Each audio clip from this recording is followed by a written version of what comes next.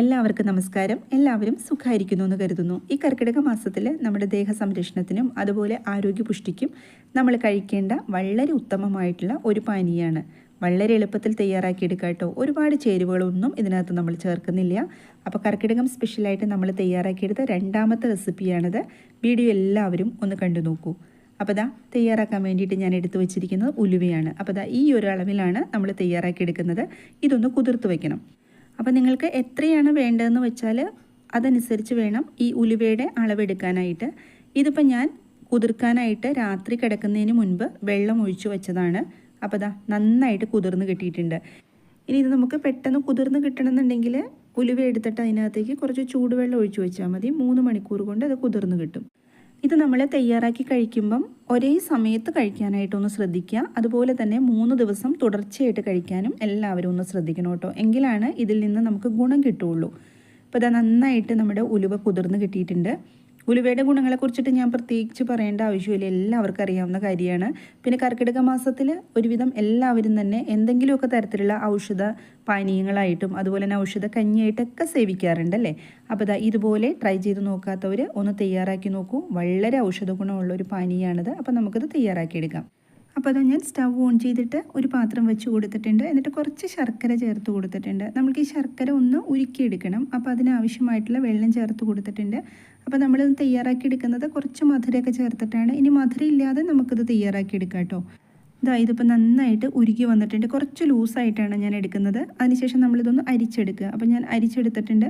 അത്യാവശ്യം ക്വാളിറ്റിയുള്ള ശർക്കര ആയതുകൊണ്ട് ഇതിനകത്ത് പൊടിയോ അങ്ങനെ അഴുക്കോ ഒന്നും ഉണ്ടായിട്ടില്ല. എന്നാലും നമ്മൾ ശർക്കര എടുക്കുമ്പോൾ ഒന്ന് അരിച്ചെടുക്കുന്നതാണ് നല്ലത്. ഇനി ഇതിനകത്തേക്ക് വേണ്ടത് നാളികേരമാണ്. അരമുറി എടുക്കുന്നുള്ളൂ, അത്ര എടുത്താൽ മതി. നാളികേരത്തിനൊക്കെ നല്ല വിലയാണ് ഇപ്പം. ഒരുപാടൊന്നും തേങ്ങാപ്പാലൊന്നും ഇതിനകത്ത് ചേർക്കേണ്ട ആവശ്യമില്ല. ഇത് നന്നായിട്ടൊന്ന് പിഴിഞ്ഞെടുക്കണം. ഇനി നമ്മൾക്ക് വേണ്ടത് സ്റ്റവ് ഓൺ ചെയ്തിട്ട് നമ്മളൊരു പാത്രം വെച്ചിട്ട് അതിനകത്തേക്ക് രണ്ടാമത്തെ പാല് ചേർത്ത് കൊടുക്കുക. അതിനുശേഷം അരച്ചു വെച്ചിരിക്കുന്ന നമ്മുടെ ഈ ഉലുവയുണ്ടല്ലോ, ഉലുവ നന്നായിട്ട് കട്ടിയായിട്ടായിരിക്കും കിട്ടുന്നത്. വേണമെങ്കിൽ കുറച്ച് നാളികേരപ്പാൽ ചേർത്തിട്ട് ഒന്ന് ലൂസാക്കി എടുക്കാം. അങ്ങനെ എടുക്കുകയാണെങ്കിൽ ഒരു ഗുണം എന്താ വെച്ചാൽ നമ്മൾ ഒരുപാട് നേരോട്ട് ഇളക്കേണ്ട ആവശ്യം ഉണ്ടാവില്ല. ഇതിപ്പോൾ നമ്മൾ ഇങ്ങനെ ചേർത്ത് കൊടുക്കുക വെച്ചാൽ ഒന്ന് കൈവിടാതെ കുറച്ച് നേരം ഒന്ന് ഇളക്കി കൊടുക്കണമെന്നേ ഉള്ളൂ. അപ്പം ഞാൻ ഇങ്ങനെ തന്നെയാണ് ചേർത്ത് കൊടുക്കുന്നത്. എന്നിട്ട് കൈവിടാതെ ഒന്ന് ഇളക്കി കൊടുത്തു. ഒരു 1-2 മിനിറ്റ് അത്രയും മതി കേട്ടോ. പിന്നെ 2 പാലെടുക്കണേ നാളികേരത്തിൻ്റെ. 1-ാം പാലും 2-ാം പാലും. നമ്മൾ ആദ്യം ചേർത്ത് കൊടുക്കേണ്ടത് 2-ാം പാലാണ്. ഇതിപ്പോൾ നന്നായിട്ടൊന്ന് തിളച്ച് വന്നിട്ടുണ്ട്. സിമ്മിലിട്ട് കൊടുക്കണം കേട്ടോ. തീ നന്നായിട്ട് കുറച്ച് വയ്ക്കണം. അപ്പോൾ നമ്മുടെ വീഡിയോ കണ്ടുകൊണ്ടിരിക്കുമ്പം വീഡിയോ ഇഷ്ടമായാൽ സബ്സ്ക്രൈബ് ചെയ്യാതെയാണ് കാണുന്നതെങ്കിൽ ഒന്ന് സബ്സ്ക്രൈബ് ചെയ്ത് സപ്പോർട്ട് ചെയ്തേക്കണേ. അതുപോലെ ലൈക്ക് ചെയ്യാനും കമൻറ്റ് ചെയ്യാനും ഒന്നും ആരും മറന്നു പോകരുത്. ബെല്ലൈക്കൺ ഒന്ന് പ്രസ് ചെയ്തിട്ട് ഓൾ എന്ന ഓപ്ഷൻ എനേബിൾ ചെയ്ത് വെക്കണേ. അപ്പോഴാണ് ഞാനിടുന്ന വീഡിയോസിൻ്റെ എല്ലാ നോട്ടിഫിക്കേഷൻ കിട്ടുള്ളൂ. ഇതിപ്പോൾ നന്നായിട്ട് കുറുകി വന്നിട്ടുണ്ട്. ഇനി നമ്മൾ ഈ സമയത്ത് ശർക്കര പാനി ചേർത്ത് കൊടുക്കുക. അപ്പോൾ ഓരോരുത്തരുടെ മധുരത്തിന് ആവശ്യമായിട്ടുള്ളത് ചേർത്ത് കൊടുക്കുക കേട്ടോ. ഒരുപാടൊന്നും മധുരം ചേർക്കേണ്ട ആവശ്യമില്ല. ഉലുവ ആയതുകൊണ്ടാണ് കുറച്ച് മധുരം നമ്മൾ ചേർത്ത് കൊടുക്കുന്നത്.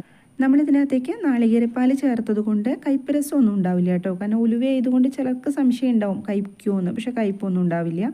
പിന്നെ അതൊരു നിശ്ചിത അളവിൽ വേണം കഴിക്കാനായിട്ട്. ഒരുപാടൊന്നും ഇത് കഴിക്കരുത്. ഈ ഒരു പാകത്തിനായിരിക്കണം നമ്മളിത് എടുക്കേണ്ടത്. കാരണം കുറച്ച് ലൂസായിട്ട് വേണം എടുക്കാനായിട്ട്. ഇല്ല വെച്ചാൽ തേങ്ങാപ്പാലും ഉലുവ ആയതുകൊണ്ട് ഇരുന്ന് കഴിയുമ്പം ഒന്ന് കട്ടിയായി പോവും. അതായത് ഭയങ്കരമായിട്ട് അങ്ങ് കുറുകിപ്പോവും. അതുകൊണ്ട് ലൂസായിട്ട് എടുക്കണേ. ഒരു നുള്ള ഉപ്പ് ചേർത്ത് കൊടുത്തിട്ടുണ്ട്. അതിനുശേഷം ചേർത്ത് കൊടുത്ത കുറച്ച് ഏലക്കാപ്പൊടിയാണ് ഒരു ഫ്ലേവറിന് വേണ്ടിയിട്ട്. പിന്നെ 1-ാം പാല് നമ്മൾ ചേർത്ത് കൊടുക്കുക. അപ്പോൾ 1-ാം പാല് ചേർത്തിട്ട് പിന്നെ ഇത് തിളപ്പിക്കേണ്ട ആവശ്യമൊന്നുമില്ല. ചേർത്തിട്ട് നമുക്കങ്ങ് സ്റ്റവ് ഓഫ് ചെയ്ത് കൊടുക്കാം. എന്നിട്ട് ഒരു സെക്കൻഡ് ഒന്ന് നന്നായിട്ട് ഇളക്കി കൊടുക്കുക. നമ്മളിത് കഴിക്കുമ്പം ചെറിയ ചൂടോടുകൂടി കഴിക്കാനായിട്ടൊന്ന് ശ്രദ്ധിക്കണം കേട്ടോ. ഒരുപാട് തണുപ്പിച്ച് കഴിക്കരുത്. ഈ ഒരു പാകത്തിന് വേണം നമ്മളിത് എടുക്കാനായിട്ട്. കുറച്ച് ലൂസായിട്ട് എടുക്കുക. ജോലി തിരക്ക് മറ്റു പല കാരണങ്ങൾ കൊണ്ടൊക്കെ ഔഷധക്കഞ്ഞി തയ്യാറാക്കിയെടുക്കാൻ കുറച്ച് പേർക്കെങ്കിലും ഒരു മടി കാണും. സമയക്കുറവാണ് പ്രശ്നം. അപ്പോൾ ഇതാവുമ്പോൾ നമുക്ക് വളരെ എളുപ്പത്തിൽ തയ്യാറാക്കിയെടുക്കാം. വളരെ കുറഞ്ഞ ചേരുവകൾ കൊണ്ടല്ലേ തയ്യാറാക്കിയെടുത്തിരിക്കുന്നത്. ഒരുപാട് ആരോഗ്യ ഗുണങ്ങൾ ഇതിനകത്തുണ്ട് കേട്ടോ. അപ്പോൾ ഈ കർക്കിടക മാസത്തിൽ ഇതുപോലെ തയ്യാറാക്കി കഴിക്കാത്തവരൊക്കെ ഉണ്ടെങ്കിൽ ഒന്ന് കഴിച്ചു നോക്കൂ. ആരോഗ്യമാണല്ലോ നമ്മുടെ സമ്പത്ത്. അപ്പോൾ ഇന്നത്തെ വീഡിയോ എല്ലാവർക്കും ഇഷ്ടമായി എന്ന് കരുതുന്നു. സബ്സ്ക്രൈബ്, ലൈക്ക്, കമൻറ്റ് മറന്നു പോവല്ലേ. വീഡിയോ ഇഷ്ടമായാൽ ഷെയറും കൂടെ ചെയ്തു കൊടുക്കൂ.